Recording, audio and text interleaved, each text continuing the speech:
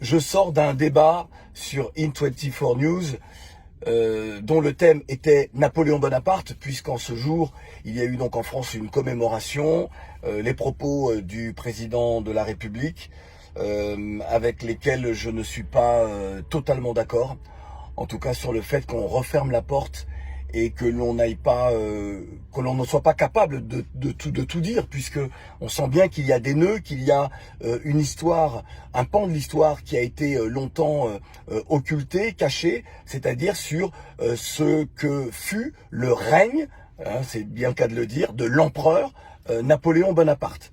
Et les guerres menées ici et là pour la suprématie de la France en Europe, les guerres menées en Égypte, en Afrique du Nord, les guerres menées justement pour être le maître du monde, parce que c'est bien de cela dont il s'agissait, c'était bien le projet donc de notre Napoléon Bonaparte, célébré par certains, commémoré par d'autres, ce qui pour moi finalement revient au même, et on fait mine de ne plus se souvenir ou alors de minimiser les crimes de l'esclavage. Alors on vous dit tantôt que vous êtes un mauvais Français lorsque vous évoquez ce pan de l'histoire-là, ou tantôt vous flirteriez peut-être avec des suprémacistes ou je ne sais quelle autre connerie de ce genre. En tout cas, dans ce pays, dans mon pays, qui est la France, lorsque vous êtes noir et que vous voulez légitimement faire entendre la voix de l'universel, dire à quel point des épisodes de l'histoire non enseignés qui expliquent le racisme et les discriminations aujourd'hui méritent d'être mis sur la place publique, discutés sur la place publique, afin d'apaiser les colères, d'apaiser les mémoires et de regarder tous et toutes dans le même sens pour l'avenir de la France. Lorsque vous êtes dans cette dynamique-là, eh bien, vous êtes, sans jeu de mots facile, vous êtes blacklisté dans ce pays. Et c'est bien de cela dont il s'agit. Au moment où nous essayons de juste dire, il ne faut pas réécrire l'histoire. L'histoire, ce sont des faits qu'il faut analyser. Lorsque des responsables politiques sont capables de vous dire, vous ne pouvez pas analyser le fait esclavagiste lorsque Napoléon rétablit l'esclavage avec un regard d'aujourd'hui, mais comment est-ce que l'on peut dire ça? Comment est-ce que l'on peut dire ça? C'est-à-dire qu'il y a un temps où l'esclavage, la domination d'un être humain sur un autre est acceptable parce qu'il n'y a pas de loi, et aujourd'hui parce qu'il y a des lois, donc il faudrait qu'il y ait en tout cas une autre considération et un autre regard, mais moi je ne l'accepte pas. Je suis très étonné que le président de la République justement, mais que d'autres aujourd'hui sur les plateaux, ne rappellent pas les faits en ce qui concerne le rétablissement de l'esclavage. De 1794 à 1802, à Saint-Domingue, comme à la Guadeloupe, les esclaves étaient libres. Là, je parle de la zone Caraïbe. Ils étaient libres. Première abolition, 1794. Et la Martinique, les colons martiniquais se sont mis sous la protection des Anglais pour ne pas avoir à abolir l'esclavage. Lorsqu'en 1802, Napoléon, avec la complicité de Joséphine de Beauharnais, lorsqu'il décide de rétablir l'esclavage, il a des mots extrêmement durs. Je voudrais vous lire ce que Napoléon dit. Je suis pour les Blancs car je suis blanc. Je n'ai pas d'autre raison et celle-ci est la bonne. Comment peut-on accorder la liberté à des Africains, à des hommes qui n'avaient aucune culture? Napoléon était non seulement raciste, mais il était également inculte. Lorsque le premier corps expéditionnaire de Leclerc arrive en Haïti, en octobre 1802, pour rétablir l'esclavage, ce sont des crimes perpétrés. Napoléon avait dit « Je ne veux pas qu'on laisse vivants des femmes et des hommes, des collines, des montagnes, des personnes éduquées. Ne laisser que des enfants de plus de 12 ans pour pouvoir les remettre évidemment en esclavage. » Il y a eu des massacres horribles. Des femmes et des hommes étaient emmenés au large, jetés. Il y avait tellement de corps, que les poissons ne mangeaient que de la chair humaine et que les corps venaient sur les côtes d'Haïti. Et que même les soldats de l'armée de Leclerc puis de Rochambeau après se plaignaient de ça. Et il y avait d'autres modes de torture puisque certains me reprochent d'avoir comparé Hitler à Napoléon. Il y avait ce que l'on appelle l'étouffoir. Ils mettaient dans les cales de bateaux des femmes, des hommes, de jeunes hommes, très jeunes hommes. Ils mettaient du gaz de soufre et ils les enfermaient pour les asphyxier, comme dans les chambres à gaz du temps d'Hitler. Hitler était admiratif de Napoléon. C'est pour ça qu'il a mené les mêmes campagnes, les mêmes conquêtes et qu'il a connu les mêmes défaites. Quand on me demande pourquoi je compare, les deux ont commis des crimes contre l'humanité. Oui, je persiste et je signe. Que l'on me dise ce que l'on veut, je persiste et je signe. Lorsque Haïti, par la guerre, réussit le 18 novembre 1803 à défaire l'armée napoléonienne, que le 1er janvier 1804, Dessalines proclame, puisque c'est lui le grand vainqueur de la bataille de Vertières, puisque Toussaint Louverture avait déjà été déporté au fort de Joux, en France, dans le Jura, où il meurt en 1803.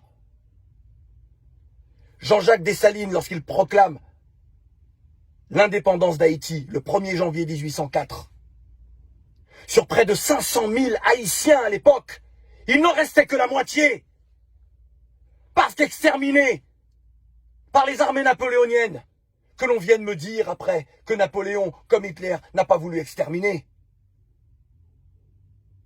En Guadeloupe, le 10 mai 1802, Louis Delgrès, né d'une mère esclave, lui-même martiniquais, qui a combattu pour la France puisqu'il est officier de l'armée française.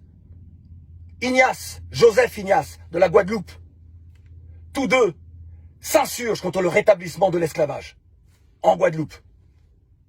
Avec leurs soldats noirs, puisque Richepense, arrivant là, demande à ce que les soldats noirs soient relevés de leurs fonctions. Alors Ignace part avec ces soldats-là. Il quitte le fort de la Victoire de Pointe-à-Pitre. Et il va à Bainbridge. Et c'est à Bainbridge qu'il se suicidera parce qu'avec Delgrès, ils ont promis vivre libre ou mourir. Delgrès, lui aussi, après avoir mené le combat, il se suicidera avec 300 de ses soldats, avec le peu de poudre qui lui restait. Ils se feront sauter pour refuser les terres de l'esclavage. Le 10 mai 1802, Louis Delgrès fait placarder sur les murs de Basse-Terre un appel à la résistance. Le titre c'est, et je vous recommande s'il vous plaît de lire justement à l'univers entier, le dernier cri de l'innocence et du désespoir. Désespoir face à ce qu'ils sont en train de vivre.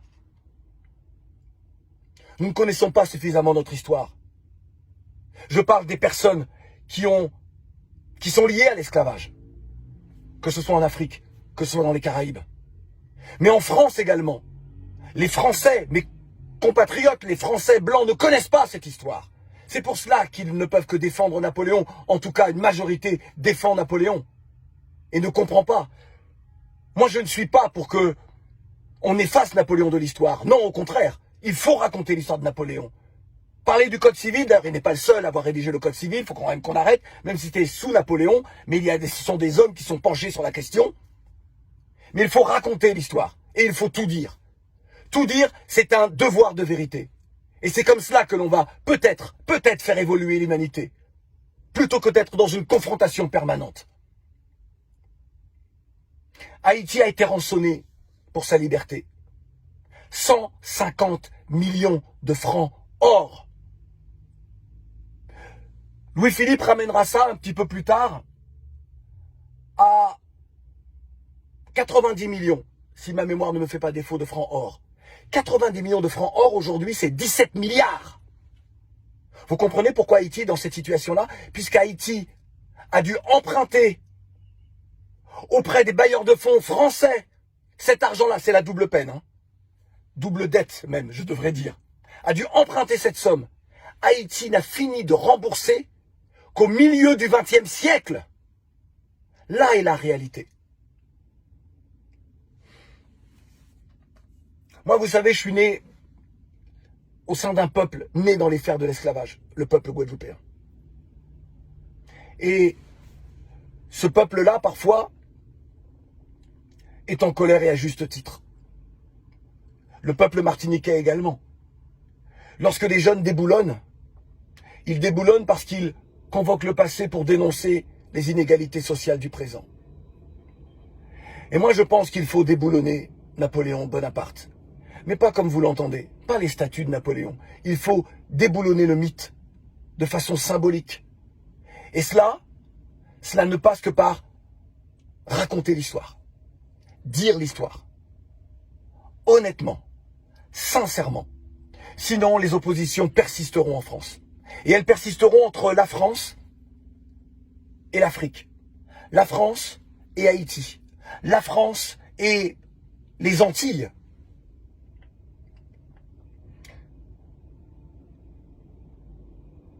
Je voudrais, à l'approche du 10 mai, et en cette année des 20 ans de la loi Taubira qui qualifie l'esclavage et la traite négrière comme deux crimes contre l'humanité, je voudrais que les uns et les autres s'interrogent sur notre société. Je voudrais que les uns et les autres s'interrogent sur l'incapacité qu'ont certains à ne pas comprendre le monde dans lequel nous vivons. Et moi, je dis souvent que je ne hiérarchise jamais les crimes contre l'humanité. Jamais. Chaque peuple ressent la douleur du crime qui a été perpétré contre les siens. Et il faut l'accepter comme tel. Moi, je ne hiérarchise pas. Lorsque des gens disent que l'esclavage est bien pire que la Shoah, ou que ce qui a été perpétré contre les Khmers rouges, donc le génocide des Khmers rouges, ou le génocide au Rwanda, eh bien, ces génocides-là sont bien pires que la Shoah ou que l'esclavage. Je dis non.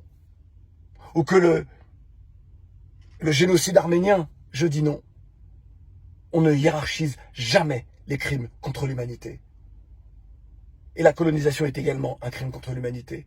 L'important dans ces questions-là, ce n'est pas d'avoir raison.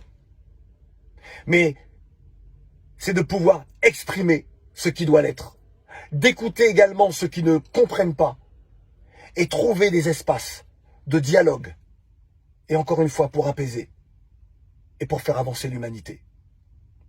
Moi, c'est dans cette démarche-là que je suis. Et je comprends qu'elle ne soit pas comprise. J'entends que certains ne souhaitent pas accorder de crédit et trouvent toutes sortes de solutions pour me diffamer. Ce n'est pas grave. On continue, on avance. Celles et ceux qui me connaissent savent l'universalisme qui m'anime. Je suis l'universel. Je ne suis adepte d'aucun suprémaciste, d'aucun raciste. Je ne fréquente pas ces gens-là. Je ne parle pas à ces gens-là. Je ne veux pas de ces gens-là dans mon entourage. Quelle que soit la couleur de leur peau et quelle que soit leur religion. Mais jamais je n'accepterai que l'on dise que Napoléon est un grand homme au regard de ce qu'il a commis contre le peuple guadeloupéen, le peuple haïtien et tous les peuples qui ont subi les guerres de cet homme. J'ai dit.